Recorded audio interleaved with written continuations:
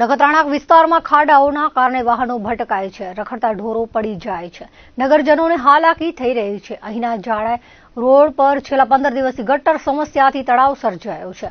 ગટરના પાણી વહી રહ્યા છે, તેમ છતાં પાલિકા તંત્રના પેટનું પાણી હલતું નથી. પંચવટી હનુમાન જાડાઈ રોડ આંબેડકર કોલોનીમાં ગટર સમસ્યા સહિતના મુદ્દે સ્થાનિકો દ્વારા રજૂઆત કરાઈ હતી.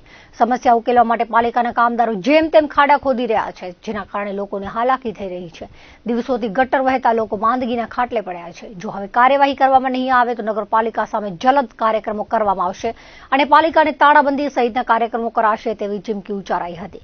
ચીફ ઓફિસર ભાવિન કાંધાણીએ જણાવ્યું હતું કે અમે કામ કરવા તૈયાર છીએ, પરંતુ વિસ્તારની દ્રષ્ટિએ મોટો છે. બહારથી ટીમ બોલાવી છે, છતાં પણ જરૂર પડશે તો હજુ પણ વધુ ટીમ બોલાવી કામ કરશો.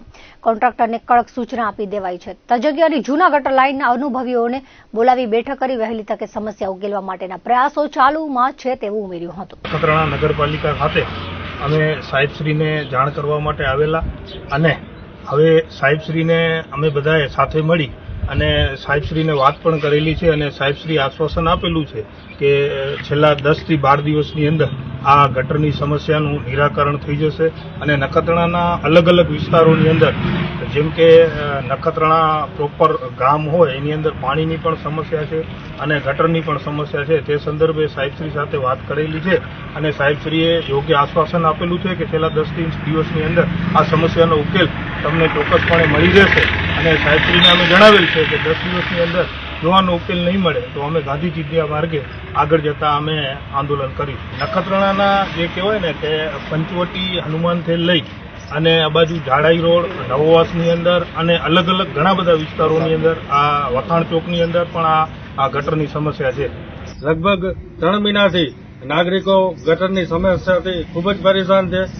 ખાસ કરીને આ જાડાઈ રોડ છે એ રોડ ઉપર જે છેલ્લાવાળો ભાગ છે ત્યાં કને લગભગ 15 દિવસથી સતત ગટર ઉભરાય છે અને ત્યાં માણસો જે રહે છે, નાગરિકો જે રહે છે એ પણ આજે બીમારીમાં લાગુ થયા છે. એટલે ખરેખર ખૂબ જ સમસ્યા છે અને વારંવાર અમે અહીંયા અરજીઓ લેખિત પણ દીધેલી છે, ખૂબ જ અરજીઓ દીધેલી, છતાંય પણ કોઈ કામ થયા નથી.